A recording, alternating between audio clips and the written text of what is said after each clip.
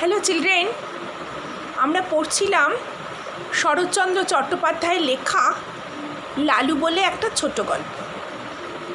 আগের দিন এই গল্পে থেকে তোমাদের গল্পের যে বিষয়বস্তু এবং পুরো গল্পটার লাইন বাই লাইন পড়ে আমি মানে বুঝিয়ে দিয়েছি এবং আশা করি তোমরা গল্পটা বাই দিস টাইম নিজেরা পড়েও ফেলেছো।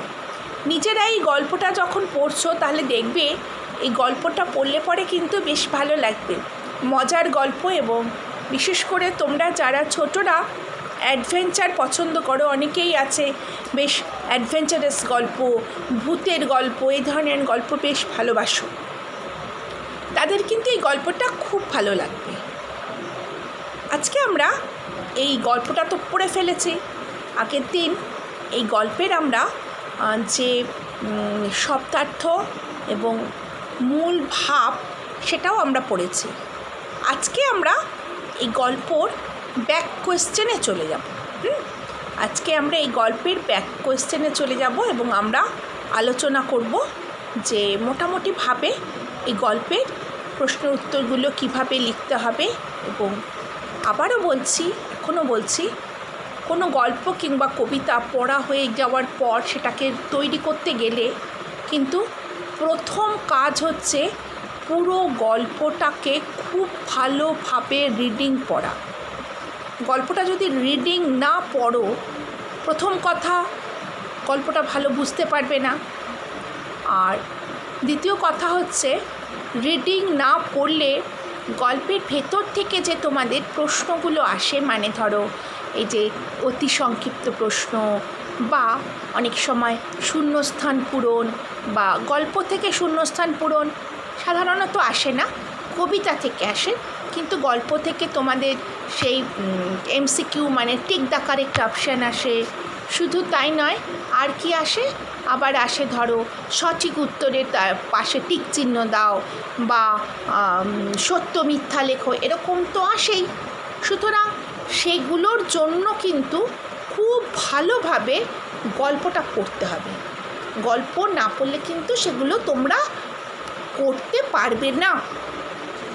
তাহলে চলো আজকে আমরা চলে যাই এই কবিতার সেই অবজেক্টিভ প্রশ্নাবলীতে, অর্থাৎ আমাদের পাঠ্যাংশের ভেতরে যে অবজেক্টিভ প্রশ্নাবলী আছে সেই অবজেক্টিভ প্রশ্নাবলীতে আমরা আজকে চলে যাব।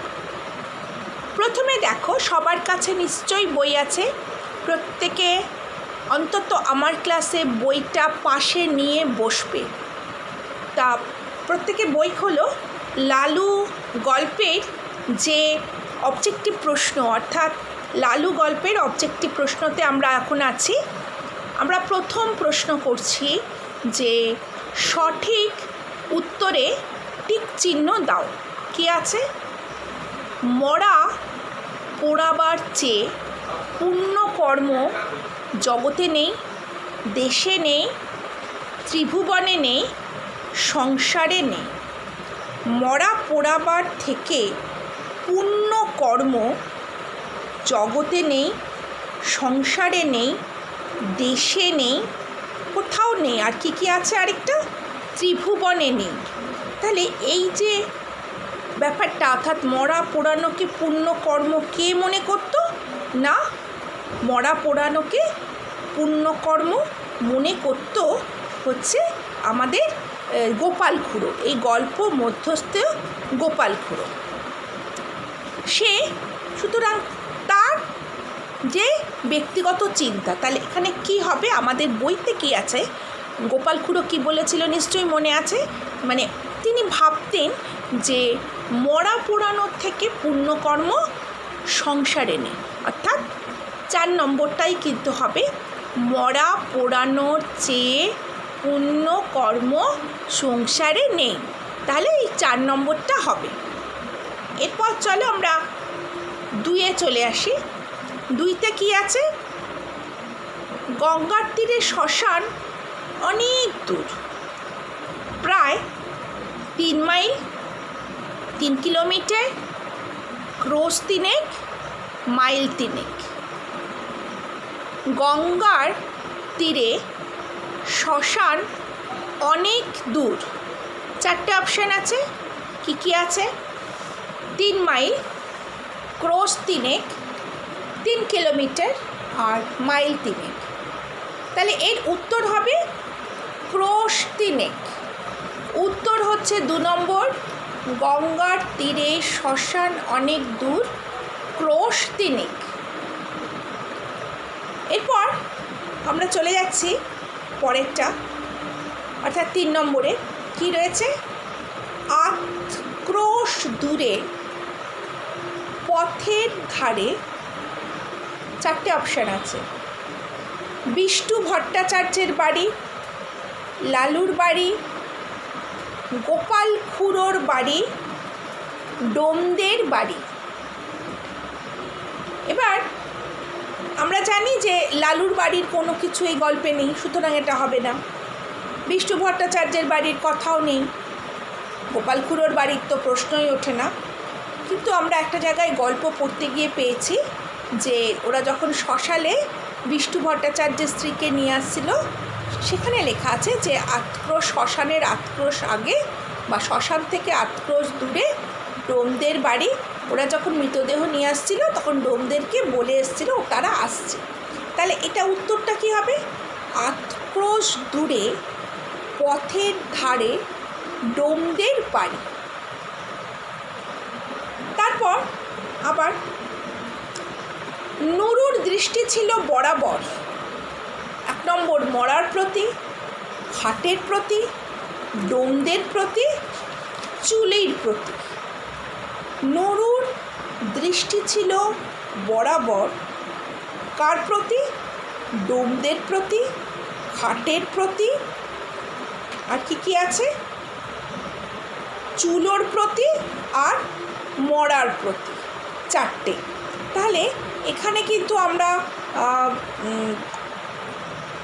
চলে আসি যে নুরু খাটের ওপর বসেছিল, মানে এখানে আমরা দেখছি যে পুরোপুরিভাবে একদম এই যে গল্পের আমরা প্রায় শেষের দিকে এটা এসেছি। তাহলে এক্ষেত্রে কিন্তু তোমরা যখন গল্পটা ভালো করে পড়লে বুঝতে পারবে যে নুরুর দৃষ্টি ছিল বরাবর খাটের প্রতি। মানে নুরু কিন্তু মাঝে মাঝেই খাটের দিকে তাকিয়ে দেখছিল যে ওখানকার পরিস্থিতিটা কী।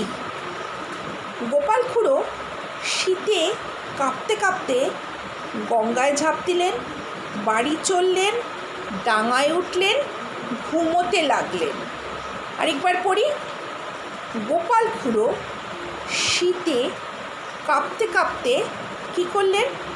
গঙ্গায় ঝাঁপ দিলেন, বাড়ি চললেন, ডাঙায় উঠলেন, ঘুমোতে গেলেন।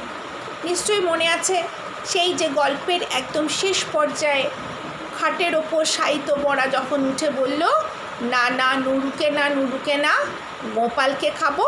তখন সেটা শুনে গোপাল খুড়ো ভয়ে কাঁপতে কাঁপতে গঙ্গায় ঝাঁপ দিয়েছিলেন, কারণ তার সামনে তখন গঙ্গায় ছিল।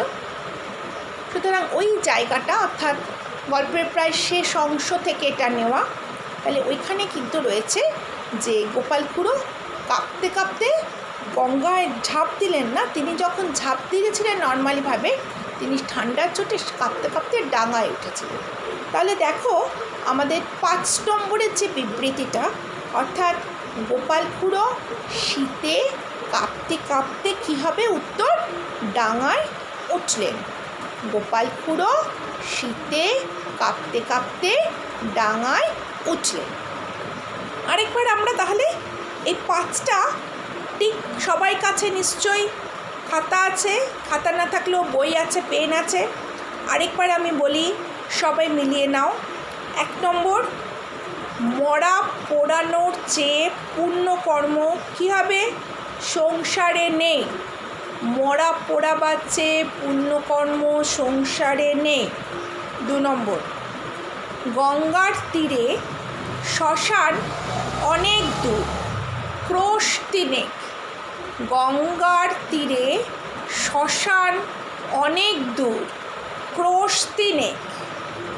3 নম্বর, 8 ক্রোশ দূরে পথের ধারে ডোমদের বাড়ি। 3 নম্বর, 8 ক্রোশ দূরে পথের ধারে ডোমদের বাড়ি। 4 নম্বর, নুরুর দৃষ্টি ছিল বরাবর খাটের প্রতি। নুরুর দৃষ্টি ছিল বরাবর খাটের প্রতি। 5 নম্বর, গোপাল খুড়ো শীতে কাঁপতে কাঁপতে ডাঙায় উঠলেন। গোপাল খুড়ো শীতে কাঁপতে কাঁপতে ডাঙায় উঠলেন। তাহলে এই 5টা তোমাদের হয়ে গেল। এরপর আমরা চলে আসব সত্য ও মিথ্যা লেখায়। অর্থাৎ ছোট্টবেলা থেকে তোমরা ট্রু ফলস করেছো, আবার আমরা আসছি। এখানে তোমাদের ট্রু ফলসের একটা সেন্টেন্স দেওয়া হবে। এই সেন্টেন্সটাকে ভালো করে পড়তে হবে। পড়ে যদি মনে হয় সেন্টেন্সটা সঠিক তাহলে পাশে লিখবে সত্য।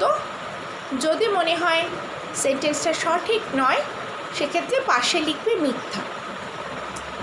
তাহলে আমি সেন্টেন্সগুলো পড়ে আলোচনা করে দিচ্ছি। প্রথম, তখনকার দিনে ওলা ওঠার নামে মানুষ ভয়ে দেশত্যাগ করত।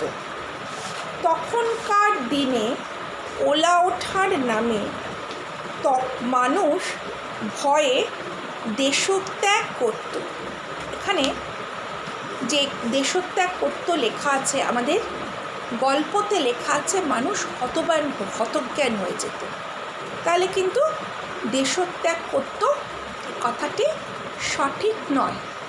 তাহলে যেহেতু এটি সঠিক নয় সুতরাং আমরা এর পাশে লিখব মিথ্যা। আমরা জনা কয়েক ছিলাম গোপাল খুড়োর শিষ্য। আমরা জনা কয়েক ছিলাম গোপাল খুড়োর শিষ্য। আবার আমরা গল্পতে প্রথমেই চলে যাব। কি রয়েছে গল্পতে? রয়েছে আমরা জনা কয়েক ছিলাম গোপাল খুড়োর চেলা। এখানে রয়েছে শিষ্য আর বইতে রয়েছে চেলা। যদিও ব্যাপারটা খানিকটা একই, কিন্তু যেহেতু সঠিক শব্দটা নেই সুতরাং এটি ভুল,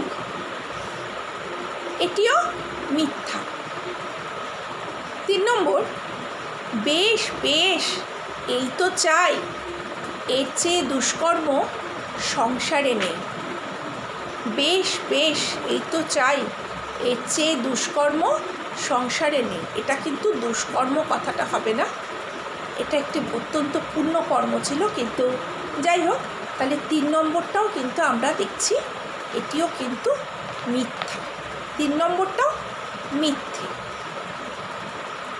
4 নম্বর, জগতে আপনার বলতে কেউ নেই, তার মতো নিরীহ অসহায় মানুষ আমি দেখিনি। জগতে আপনার বলতে কেউ নেই, তার মতো নিরীহ অসহায় মানুষ আমি দেখিনি। এটা কার সম্পর্কে বলা নিশ্চয়ই মনে আসে, সেই মাস্টারমশাই যার স্ত্রী মারা গিয়েছিল। তা এটি কিন্তু সত্যি, এই লাইনটা অর্থাৎ 4 নম্বর সত্যি। 5 নম্বরে চলে আসি। পুরো লালুর ওপর খুশি হয়ে বললেন ওটা ওই রকম। পুরো লালুর ওপর খুশি হয়ে বললেন ওটা ওই রকম। কিন্তু এক্ষেত্রে কিন্তু পুরো লালুর ওপর খুশি হয়ে কথাটা বলেননি, পুরো লালুর ওপর রাগ করে কথাটা বলেছিলেন যে ওটা ওই রকম। তাহলে আমরা আর একবার সত্যি মিথ্যেটা একবার বলে দিই তোমাদের। তাহলে প্রথমটা কি হচ্ছে? তখনকার দিনে ওলা ওঠার নামে মানুষ দেশত্যাগ করত, মিথ্যা। 2 নম্বর, আমরা জনা কয়েক ছিলাম গোপাল খুড়োর শিষ্য। আমরা জনা কয়েক ছিলাম গোপাল খুড়োর শিষ্য, এটিও মিথ্যা। 3 নম্বর, বেশ বেশ এই তো চাই, এর চেয়ে দুষ্কর্ম সংসারে নাই, এটিও মিথ্যা। 4 নম্বর, জগতে আপনার বলতে কেউ নেই, তার মতো নিরীহ অসহায় মানুষ সংসারে আমি দেখিনি। তার মতো নিরীহ অসহায় মানুষ সংসারে আমি দেখিনি, এটি কিন্তু সত্যি। আর 5 নম্বর, খুড়ো লালুর ওপর খুশি হয়ে বললেন ওটা ওই রকম। তাহলে এটা কিন্তু খুশি হননি, লালুর ওপর রেগে গিয়েছিল। তাহলে খুড়ো লালুর ওপর খুশি হয়ে বললেন ওটা ওই রকম, তাহলে এটা মিথ্যে। তাহলে আমরা কি দেখছি, এই সঠিক বাক্যের সত্য ও মিথ্যা এক্ষেত্রে 1, 2, 3, 5 অর্থাৎ প্রথম, দ্বিতীয়, তৃতীয় এবং 5 নম্বর এই 4টেই মিথ্যে। শুধুমাত্র 4 নম্বরের বাক্যটি হচ্ছে সত্যি। এরপর আমরা চলে যাচ্ছি ওয়ার্ড ম্যাচিং, অর্থাৎ বাম দিকের সঙ্গে ডান দিকে ওয়ার্ড ম্যাচিং। 1 নম্বর মরা পোড়ানো, 2 নম্বর লালু, 3 নম্বর গঙ্গার তীর, 4 নম্বর শুক্লা দ্বাদশী, 5 আমবাগান। ডান দিকে কি আছে? শ্মশান, জ্যোৎস্না, জীবনের ব্রত, ঠাকুরবাড়ি, ঠিকেদার। তাহলে একদম প্রথমে দেখো 1 নম্বর কি আছে? মরা পোড়ানো। মরা পোড়ানো কী হবে এর সঙ্গে? মরা পোড়ানো হচ্ছে কি ছিল? জীবনের ব্রত। মরা পোড়ানো ছিল জীবনের ব্রত।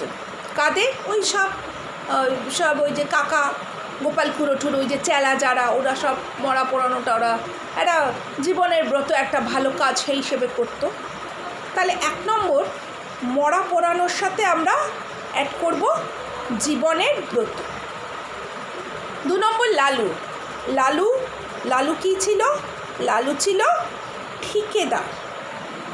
লালুর প্রফেশন ছিল ঠিকেদারি করা, সুতরাং লালু ছিল ঠিকেদার।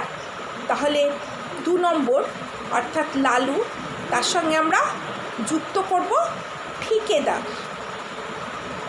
3 নম্বর গঙ্গার তীর। 3 নম্বর হচ্ছে গঙ্গার তীর। গঙ্গার তীরে কী ছিল? গঙ্গার তীরে ছিল শ্মশান। গঙ্গার তীরে শ্মশান। তাহলে 3 নম্বর গঙ্গার তীর, তার সঙ্গে কি ম্যাচিং হবে? শ্মশান। গঙ্গার তীর, শ্মশান। 4 কি লেখা আছে? শুক্লা দ্বাদশী। 4 নম্বরে কি লেখা আছে? শুক্লা দ্বাদশী। শুক্লা দ্বাদশীতে কি হয়? শুক্লা দ্বাদশীতে চারিদিক জ্যোৎস্নায় ছেয়ে যায়। তাহলে জ্যোৎস্না কোথায় আছে? 2 নম্বরে দেখো লেখা আছে জ্যোৎস্না। তাহলে শুক্লা দ্বাদশীর সঙ্গে আমরা অ্যাড করব জ্যোৎস্না। শুক্লা দ্বাদশী, তার সঙ্গে আমরা অ্যাড করব জ্যোৎস্না। 5 কি আছে? আমবাগান। 5 নম্বর কি আছে? আমবাগান। আমবাগান, তাহলে কোনটা হবে আমবাগান? আমবাগানটা কোথায় ছিল? ঠাকুরবাড়ির আমবাগান। সেই ওখানে মালিদের ঘর আছে, নিশ্চয়ই মনে আছে। তাহলে আমবাগানটা কোথায় ছিল? ঠাকুরবাড়ির আমবাগান। তাহলে আরেকবার আমরা একটু বলে নিই যে তাহলে প্রথমটা অর্থাৎ মরা পোড়ানো, তার সঙ্গে হবে হচ্ছে মরা পোড়ানো জীবনের ব্রত। 2 নম্বর লালু। লালুর সাথে কী হবে? লালুর প্রফেশন ছিল ঠিকাদারি করা।